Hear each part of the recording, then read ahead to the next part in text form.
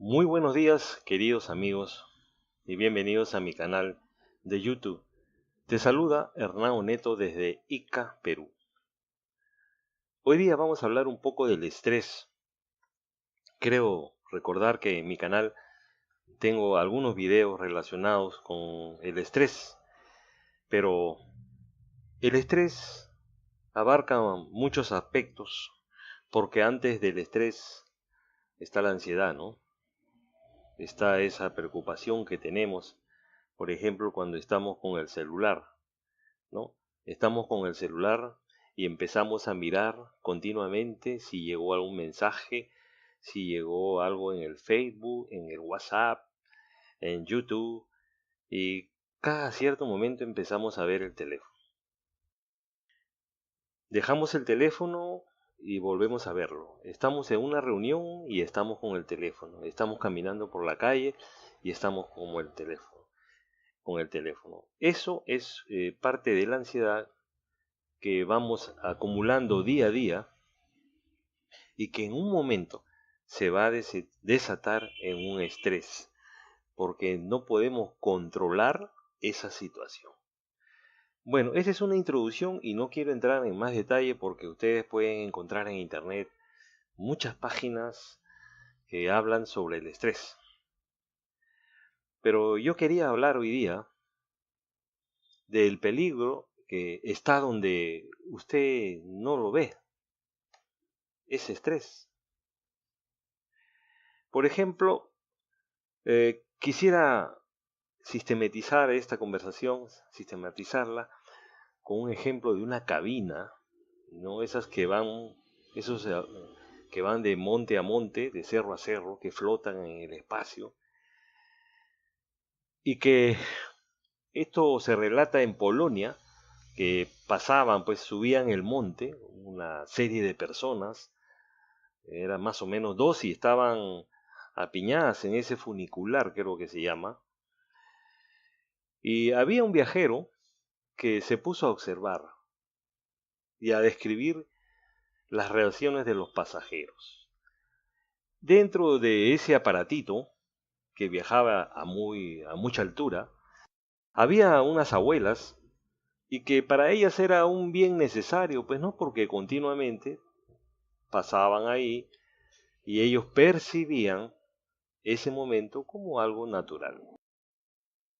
Para 3 o 4 niños era una aventura impresionante. Estar muy alto, ver la naturaleza, el monte, los cerros, los pinos, los árboles, las flores, los veían ellos de arriba hacia abajo y era algo impresionante. Para la esposa de uno de ellos era algo aterrador de que ella pensaba, entonces empezaba a percibir, a evaluar, miren, que podía fallar el aparato, que se podía caer o se podían quedar colgados en la altura. Entonces es un hecho demasiado familiar y no le presta atención en lo referente al conductor. El conductor pues es algo familiar, no le prestaba atención porque el conductor lo hacía a cada rato en el día. Inclusive abrió su ventana y su pequeña ventana y se puso a leer un periódico mientras este aparatito que transportaba a estas 12 personas avanzaba muy lentamente hacia su objetivo.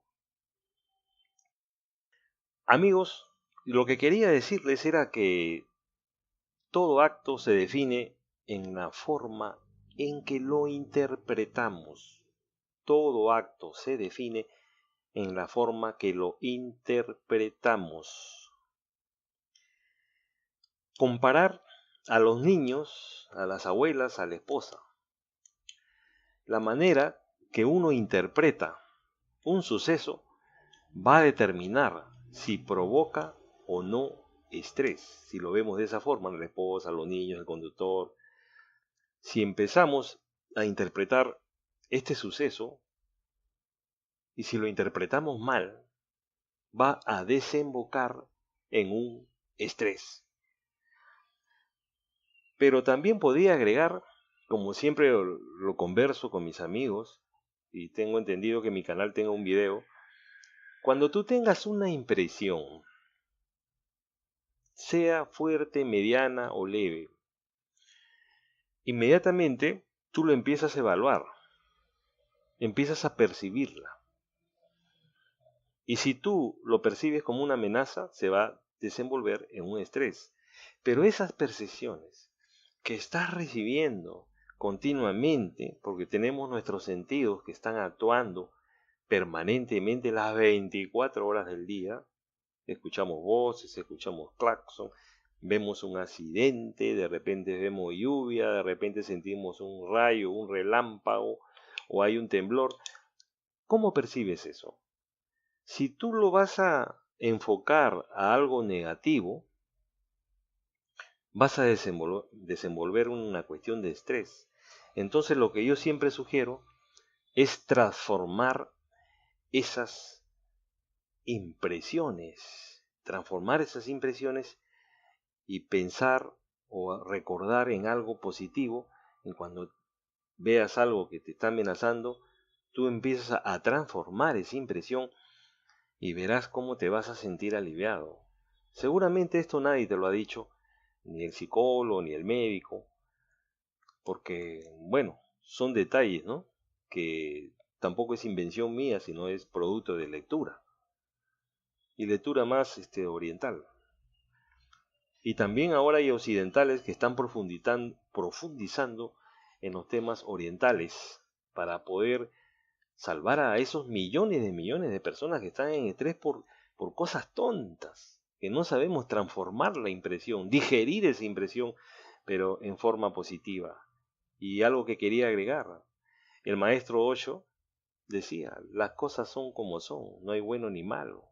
Recuerda eso, las cosas son como son, no hay bueno ni malo.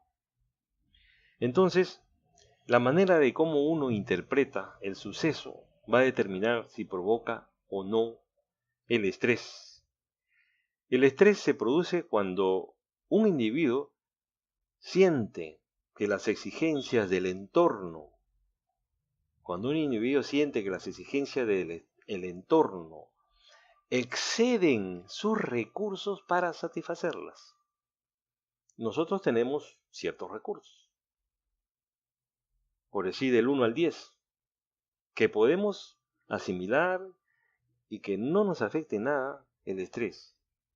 Pero ¿qué pasa si del 1 al 10 esos sucesos exógenos empiezan a bombardearnos y se van a 15? Del 1 al 10 estamos preparados con nuestros tanques, nuestras baterías, nuestros aviones, nuestros misiles, por decirlo así. Pero si se excede a la amenaza que es 15 frente a 10, entonces vamos a producir un estrés, porque estas exigencias exceden a los recursos que tenemos nosotros. La persona siente, pero ¿cómo la interpreta? Sería la pregunta. Por ejemplo, hay hechos determinados, como un divorcio, una falta de trabajo, eh, una pérdida de trabajo, el nacimiento de un hijo, una enfermedad. ¿Cómo lo percibes? Hay que percibirlo en forma positiva. La naturaleza del peligro es subjetivo, subjetivo. Lo que importa, en realidad, diría, no es el suceso en sí, sería cómo lo interpretas y cómo lo digieres, cómo lo transformas. Eso sería una forma positiva de evaluar. Cuando el hecho es visto como una amenaza, se desemboca un estrés fuertísimo. Por lo tanto, es un acto o producto de una cuestión cognitiva. O sea, cognitiva es el pensar, el asimilar, en entender, ¿no? Y si estamos así, y desciende del latín cognoscere, cognoscere. Ese es el significado de la cuestión cognitiva, ¿no? Del aprendizaje, del entendimiento.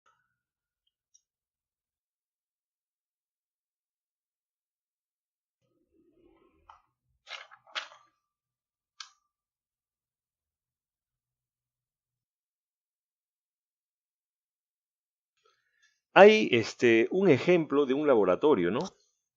De que hay un profesor que tiene una serie de alumnos y en un laboratorio iban a hacer una prueba de un choque eléctrico, esos choques eléctricos, ¿no? Y había muchos alumnos esperando, ¿no? De entre 20 a 30 minutos que se iba a desenvolver eso.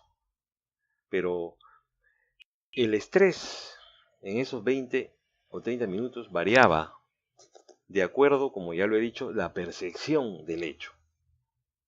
Lo imaginaban cómo iba a ser.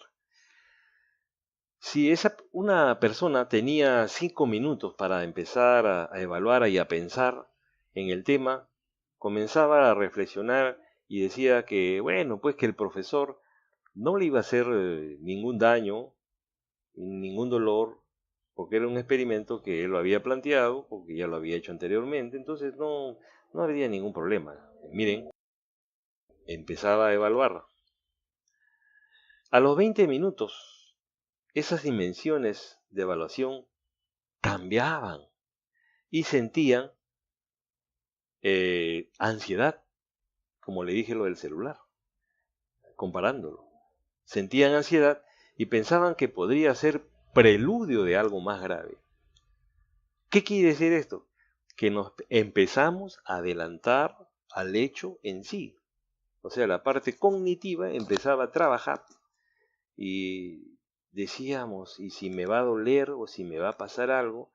Entonces ya empezabas a generar situaciones de estrés.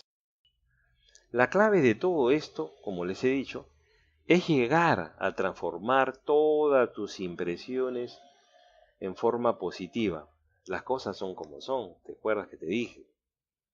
No lleves al extremo las cosas. Tienes que tener un equilibrio, un punto medio. No para acá ni para acá. Y cuando estés en el punto medio, evalúa, piensa que esto o de estas cosas puede salir adelante. Muchas veces los infortunios son buenos, porque ahí vemos en realidad quiénes somos, cómo obramos, qué tal coherencia tenemos en la vida.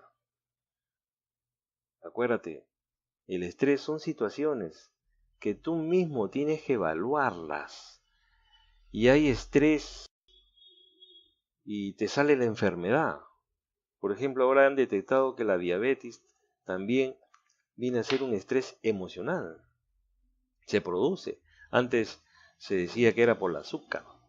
Últimamente ha salido un documental en Netflix que muy poco se ha visto, donde en realidad dicen que el azúcar no es tan dañino para generar la diabetes. Porque ustedes saben que la diabetes se genera por lo que decían, ¿no? Por el exceso de azúcar en la sangre. Entonces el páncreas cuando genera insulina, no genera suficiente para contrarrestar el azúcar en la sangre y pasaba al torrente sanguíneo, porque las células necesitan azúcar para la energía. Pero últimamente se descubrió que lo que ocasiona verdaderamente el estrés son las grasas que se pegan en las células y cuando necesitan las células del azúcar no las dejan entrar y todo se va al torrente sanguíneo y ahí te sube el estrés porque ya el páncreas no genera mucha insulina, la hormona. Bueno, entonces me estoy saliendo del tema. El estrés lo puedes dominar si tú eres, como ya lo he dicho, parte de una creación, sea Dios o sea experimento extraterrestre, como te lo dije anteriormente, o de la gran energía, y tú tienes parte de esa creación en ti, tienes un ser interno, que si lo liberas, te curas de todo. Y de eso lo vamos a hablar en otro video del libro La curación cuántica de Deepak Chopra. La curación cuántica de Deepak Chopra, te lo recomiendo que te lo compres o búscalo en internet en PDF y léelo. Sensacional, personas desahuciadas de cáncer, inclusive cáncer metastasiado en el cerebro. Deepak Chopra en Estados Unidos este gran médico y científico, los ha curado. Y están sus testimonios de esas personas. ¿Por qué? Porque ellos liberaron su guerrero interno que tenían, esa gran energía, y destruyeron esas células cancerígenas, se curaron. Y después muchas personas dicen es un milagro, y en realidad no es un milagro, eres tú que hiciste ese milagro liberando ese guerrero interno, esa gran energía tan potente que todos los seres humanos tenemos, pero no la sabemos desarrollar. Deepak Chopra, con diferentes métodos, sí lo sabe desarrollar, así como Henry Corbera, este español psicólogo muy renombrado en el mundo, que tiene un instituto de biodescodificación y que él da en internet. Hay muchos videos de Henry Corbera, acuérdense, Henry Corbera, véanlo, es sensacional, así como Emilio Carrillo, que es otra persona espiritual, Henry Arandes, y hay otros más. Y Henry Corbera comienza y se impresiona con este libro, este de acá. Miren, es bien ancho, bien grande, bien instructivo. Un curso de milagros.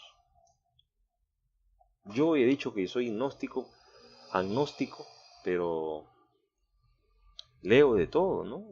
Y hay muchas cosas importantes en ese libro, un curso de milagros, así como leo el Gran Maestro 8.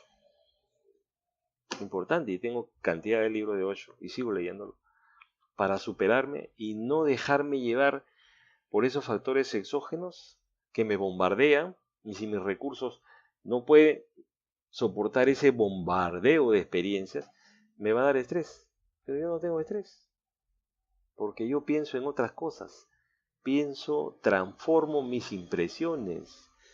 Es como llevar un saco, miren, llevar un saco y empiezan todo lo que ven, bueno, lo negativo lo van echando a ese saco, pero hay una diferencia en el saco. Nunca se va a llenar. Y ustedes me van a decir por qué nunca se va a llenar. ¿Saben por qué? Porque en el fondo de ese saco yo le echo un hueco. Entonces, todo lo que estoy imaginando, por si acaso, todo lo malo, al saco, y se va cayendo y se va diluyendo en el camino del tiempo y del espacio en que estamos viviendo. Y nos liberamos de una gran tensión. Bien, amigos, espero haberlos agradado con esta conversación. Manito arriba si te gusta, manito abajo si no te gusta, haz tus comentarios,